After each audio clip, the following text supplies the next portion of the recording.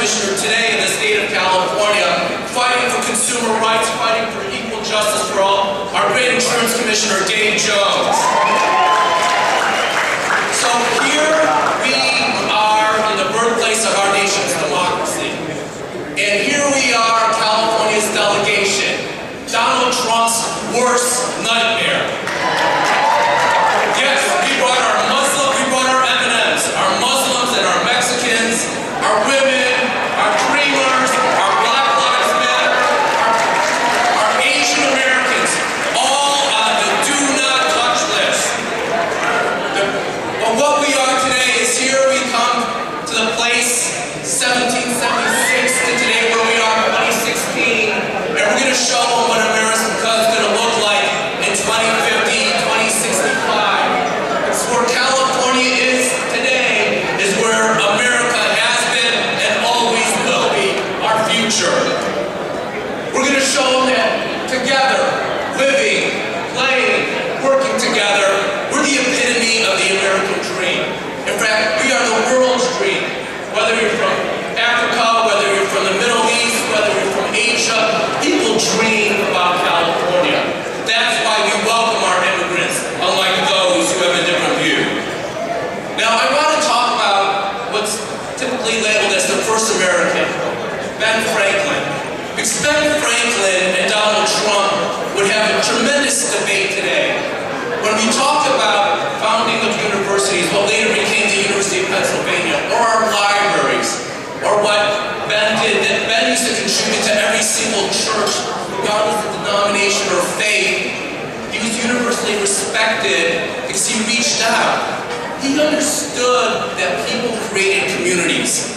And in creating communities, we create our state, we create our country. But our communities don't connect, and we don't have a bond if we have Donald Trump's vision. Donald Trump's vision is not what's in the best interest, and fundamentally what's not the ideal of America. Because at our very core, we look to one of the big books. What's different about how we're going to speak this week than what we heard last week is that we're going to speak the truth, but with a sense of love. Right? Because we want to bring and unite people, because only then can we bring everybody forward. But like the founding of this nation, we're going to fight to breathe free. We're going to have the vigorous debate, because we're going to win at the end.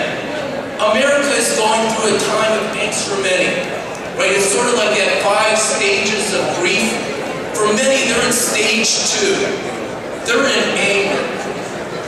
And so you can't respond with anger, right? We can respond with great heart and passion and solutions. That's where America and where the Democratic Party and our values have always been. So when we appeal to creating jobs, when we talk about an education for all, when we talk about climate change, criminal justice reform, healthcare for all, mental health, we create something that inspires people. Because fundamentally, that's what they do day in and day out. America's changed in a different sense. In 1776, people's names used to be based on what they used to do. Tailor, carpenter. We have to extend that step. Because when each of us show what we can do, we can show that our brightest days, our greatest impacts are ahead of us. So let's celebrate the work that President Obama has done. Let's celebrate the ideas that have emanated from this campaign. Let's do all we can to make sure we preserve and maintain the ideals and elect Hillary Clinton and Tim Kaine as the leaders of our free country.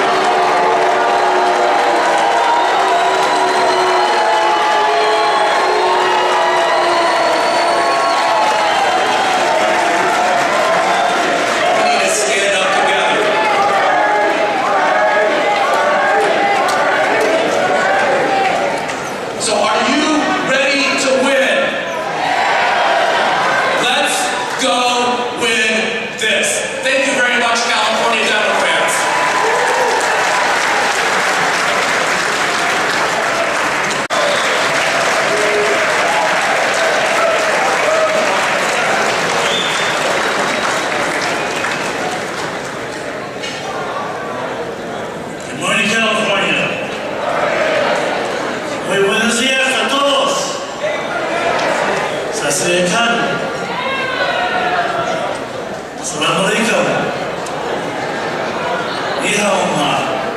And that's it.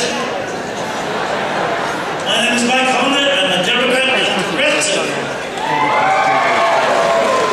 Now, I just want to say something before I get into my comments, but it's really great to be here with all of you, Californians, progressives. We're a state that leads this country in everything.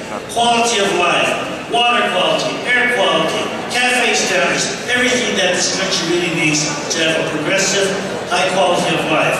And today, this morning, it was really great to see Elmer Elizalde lead off this morning's breakfast.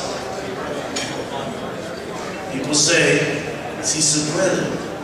I say, ya da tiempo. It's about time. It's about time that this country gets together and start to act together.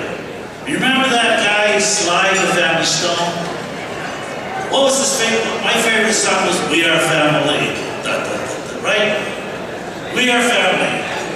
Family means that we stick together. Family means that we embrace each other. Family means that if someone goes astray, we embrace them. There's nothing more stronger, more basic unit of this country than our families. That's why we fought for comprehensive immigration reform.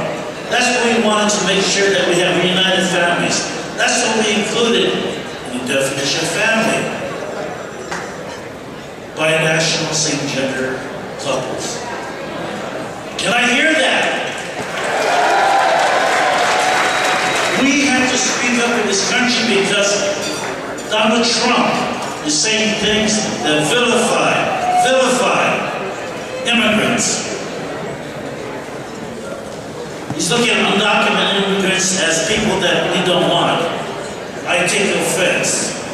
Do you? He was talking about where women are stripped of their reproductive rights, their ability to choose. I'm offended. Are you? I'm damn offended. They talk about my mom, my sister, my wife. Everybody in my family are talking about you. I'm offended. And then they talk about allowing the rich to get richer, to amass more money among themselves. And then they even don't even acknowledge climate change. But they bitch about storms. I'm offended. We are smarter than that. And like John Chiang said, California is going to lead the way. California is the standard. California is the quality that we want the entire country to be able to emulate. Let's hear about that. Now, we have a choice. And the choice is evident. America's at a crossroads. This November, we must elect Hillary, a candidate who understands the fight to lead the American people, understands the very serious crisis that we face. There's a reason I start out this talk by saying we are family. Because in my family, my father said, when you leave the door, when you leave this house, be a good reflection of this family. And I'll be damned if I'll be a bad reflection of the Democratic Party. Alright? Now Tim Kaine was elected as a running mate.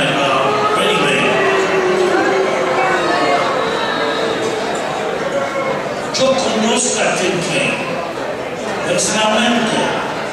Es una persona fiel. Es una persona que cree que todos somos iguales.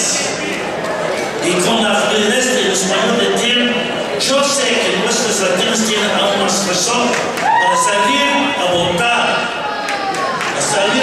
Porque nuestros votos es nuestra voz. Vamos a tener una voz en the White House con Tim Kaine. Now the Republicans use a rhetoric of hate and division so carelessly. We understand that.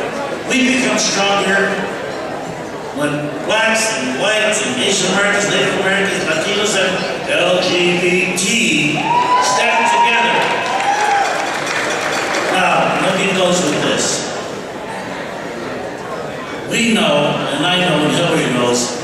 If someone in America works 40 hours a week, that person should not be living in poverty. We need to raise the minimum wage to a living wage. We need to invest millions in new jobs by rebuilding our crumbling infrastructure. And all I know is the years I spent in Congress is that the progressive Democrats up and down about needs to return. I want to serve under Pelosi as one of her Democratic aides as she becomes the Speaker. And besides, my mom led my family. My mom said Dad is the head of the household. And she said, but she's the neck. And I'm telling you that this country is ready for new leadership. This country is ready for a leadership that's going to be led, regardless of gender, but it's about time that we have a woman in the White House.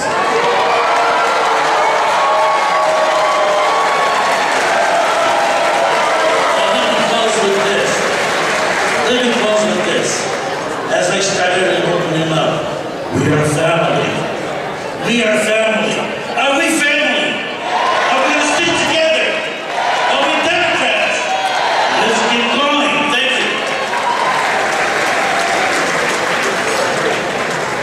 Thank you.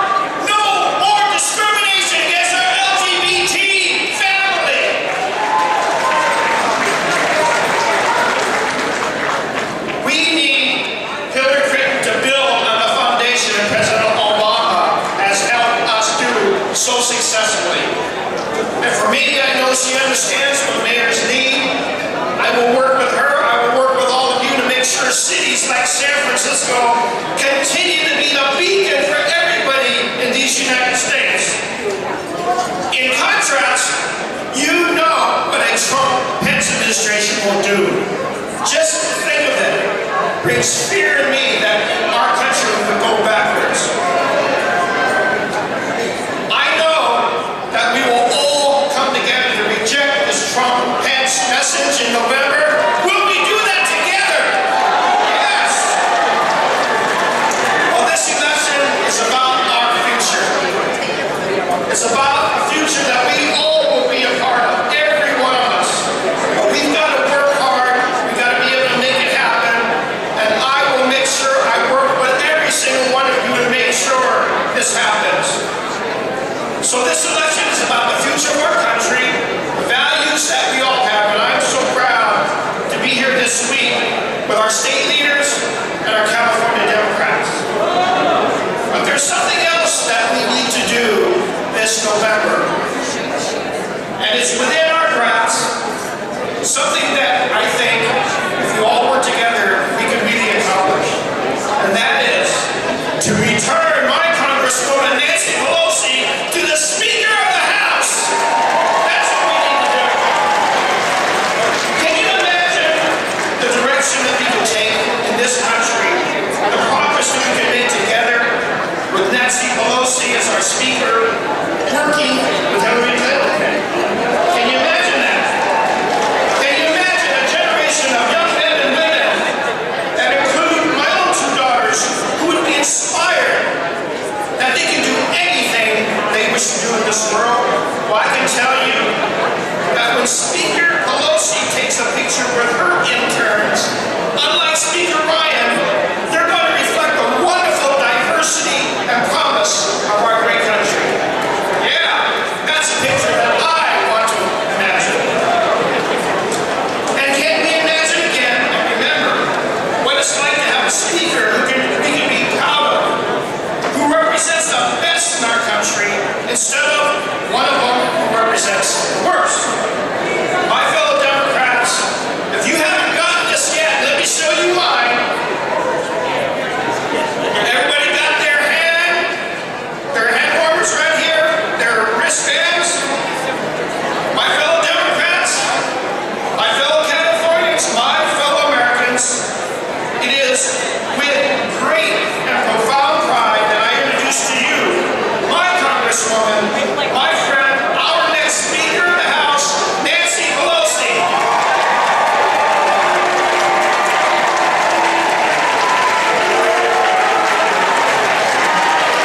Good morning, everyone. This is the best place to be, where the California delegation comes together.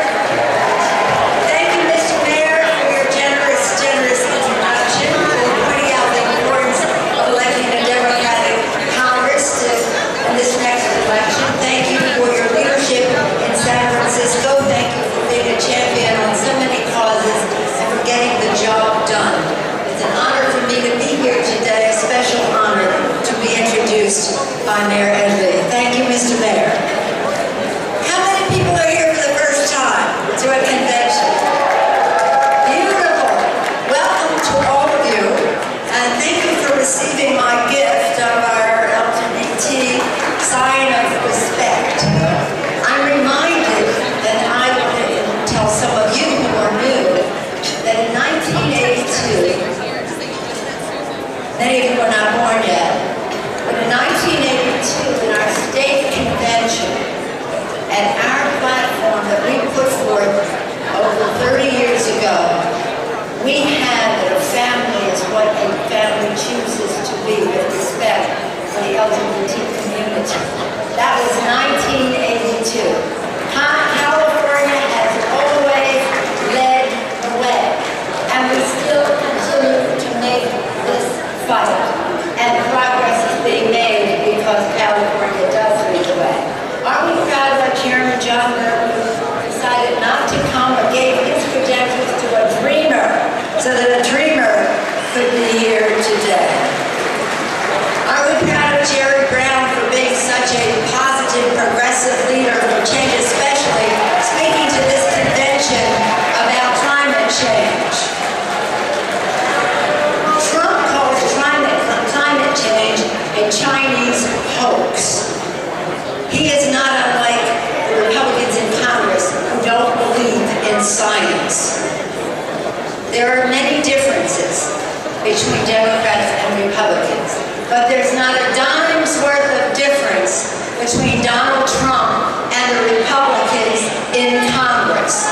Whether you're talking about a woman's right to choose, whether you're talking about climate, whether you're talking about LGBT issues, whatever the subject happens to be, when you're talking about immigration, the constant reinvigoration of America. That's why we have to win the House. And that's why I have said all over the country that I'm grateful to our candidates for president for what they have done to turn out the vote to help us win the House. Certainly our candidate for president, Hillary Clinton, and also our a candidate for president, Bernie Sanders. I have thanked Bernie for staying in the race in California because that enabled us to get many more Democrats in the top two, into the top two. That was essential. But I do believe that we will win the White House, we will win the Senate, we will win the House of Representatives, we will win the state houses across America and the state legislatures because of the vitality of both of the campaigns, Hillary Clinton and the campaign of Bernie Sanders. And speaking of winning the House, there are House members here. Stand up. Mark Tacanos, Ted Lieu, Mike Honda, Anna Eshu, Lucille Roy-Ballard, Barton Lee, so many members coming and going.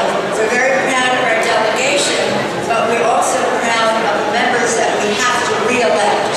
Thank all of you for your support of Pete Aguilar, Ami Berra, Julia Brownlee, Scott Peters, Raul Ruiz, and we are going to increase our numbers in the Congress by electing more Democrats to the Congress. We're going to have Brian Cafario, Salud Carvajal, Michael Edmond, Amelia Huerta, and Doug Applegate. Now that I've done some of the housekeeping and paying my respects, I just want to say what a thrill it is to be with the California delegation. Look at our ballot in November. Look what is on that ballot and take great pride. Criminal justice reform, California leading the way. Death penalty, repeal of the death penalty, California leading the way. Gun violence prevention, California again leading the way. Vote on Citizens United, California leading the way, and the list goes on. I say to my colleagues from around the country, listen to what we say in California, because while it may be new to you, pretty soon you will be saying it too.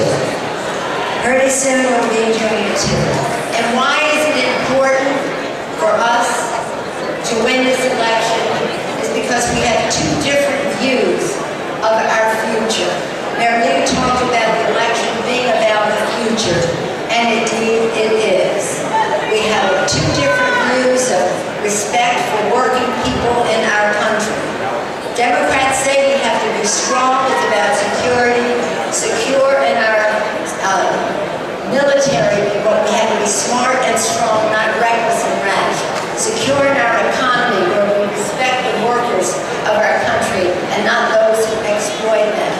In our economic agenda, we believe that when women succeed, America succeeds. And that's why we want to have equal pay for equal work and raise the minimum wage to $15 an hour, paid leave, paid family leave, again, California leading the way, and affordable quality child care. But all of this would be easier if we could extract money from politics. The role of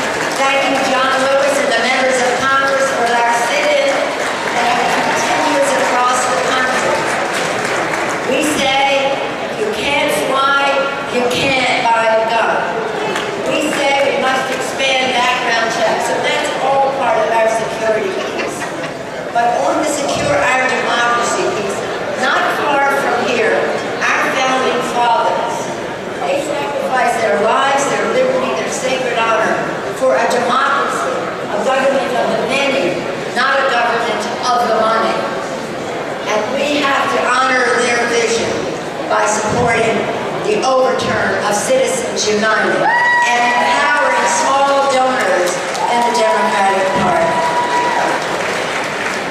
This is my 14th convention. I came to my first one when I was 12 years old with my parents. My father, Thomas D'Alessandro, was mayor of Baltimore. I went in 68 with my brother, Thomas D'Alessandro, who was mayor of Baltimore. But let me say this. This is probably one of the most consequential conventions. Consequential because convention means convening, coming together. Coming together. And that is what we must do. Despite our differences, which I respect, despite our differences, the differences that we have are not so great compared to the chasm between us and the Republicans. The Republicans who want to privatize Social Security, take away the guarantee of Medicare, can you believe that? Block grant Medicaid to diminish it, destroy a woman's right to choose, Roe v. Wade, forget it. You heard the statements of their vice presidential candidate. Well, we hear it every day in the House of Representatives. So we have a great deal at stake in this election. And the sign of our commitment to the future will be how we weigh the equities and how we decide how we go forward. I hope that we can sow all of our oats in this California delegation, make your voices heard, your disappointment expressed, your challenge to the rules and the rest, which I think that has come out with a good compromise. I have to say, for 30 years I have been against super delegates, so I'm not